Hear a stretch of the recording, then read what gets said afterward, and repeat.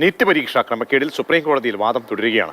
NEET പരീക്ഷാ ചോദ്യപേപ്പർ print ചെയ്യുന്നത് മുതൽ പരീക്ഷാ സെന്റർ വരെ നടന്ന എല്ലാ നടപടികളും CBI അന്വേഷിച്ചു വരികയാണെന്ന് കേന്ദ്ര സർക്കാർ കോടതിയെ അറിയിച്ചു. 7 തലത്തിൽ ഉള്ള സുരക്ഷാ ക്രമീകരണമുണ്ടെന്ന് സോളിസിറ്റർ ജനറൽ. ചോദ്യപേപ്പർ ചോർത്തിയവർ അത് എന്തിന് ടെലഗ്രാമിൽ പ്രചരിപ്പിക്കണമെന്ന് സുപ്രീം കോടതി.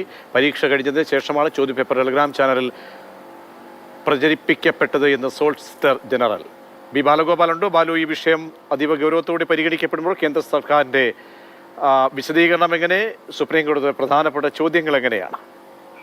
വളരെ നിർണായകമായ വാദം കേൾക്കലാണ് ഇപ്പോൾ സുപ്രീം കോടതിയിൽ നടക്കുന്നത്. സുപ്രീം കോടതി ചോദ്യപേപ്പർ ചോർച്ചയുമായി ബന്ധപ്പെട്ട് നിരവധി ചോദ്യങ്ങളാണ് ഇപ്പോൾ ചോദിച്ചുകൊണ്ടിരിക്കുന്നത്. അതിൽ ഏറ്റവും പ്രധാനമായും ഇപ്പോൾ സുപ്രീം കോടതി ആരാഞ്ഞിരിക്കുന്നത് NDA സുപ്രീം കോടതിയിൽ നൽകിയിരിക്കുന്ന റിപ്പോർട്ട് പ്രകാരം ഈ ചോദ്യപേപ്പർ ചോർന്നത് അന്ന് രാവിലെ, അതായത് പരീക്ഷ നടന്നതിന്റെ രാവിലെ 8 മണിക്കാണ്.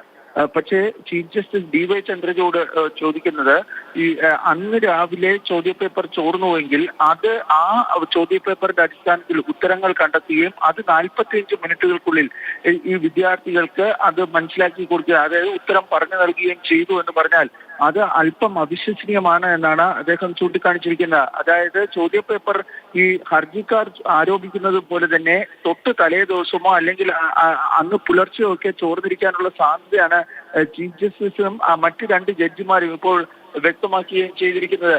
ഈ ചോദ്യപേപ്പർ ചോർന്നതുമായി ബന്ധപ്പെട്ട് സമഗ്രമായ അന്വേഷണം CBI നടത്തുന്നുണ്ടെന്നും ആ അന്വേഷണം ത്തിന്റെ 2 തൽസ്ഥിതി റിപ്പോർട്ടുകൾ ഇന്ന് കോടതിയിൽ ഹാജരാക്കുകയും ചെയ്തിരുന്നു. പക്ഷേ ഈ അന്വേഷണം നടക്കുന്നതിനാൽ അതിലെ കാര്യങ്ങൾ പരസ്യപ്പെടുത്താൻ വേണ്ടി കഴിയില്ല എന്നാണ് ചീഫ് ജസ്റ്റിസ് ഇപ്പോൾ വ്യക്തമാക്കിയിരിക്കുന്നത്. ഏതായാലും വളരെ നിർണായകമായ ഘട്ടത്തിലേക്ക് ഈ വാദം കേൾക്കൽ കടന്നിരിക്കുകയാണ്. ഈ പരീക്ഷയുടെ മൊത്തം വിശുദ്ധിയെ ബാധിക്കുന്ന തരത്തിലുള്ള ഒരു ചോദ്യപേപ്പർ ചോർച്ച ഉണ്ടെങ്കിൽ മാത്രമായിരിക്കും ഈ പരീക്ഷ റദ്ദാക്കി പുതിയ പരീക്ഷയ്ക്ക് ഉത്തരവിടുകയുള്ളൂ എന്ന് ആദ്യം തന്നെ ചീഫ് ജസ്റ്റിസ് വ്യക്തമാക്കിയിരുന്നു.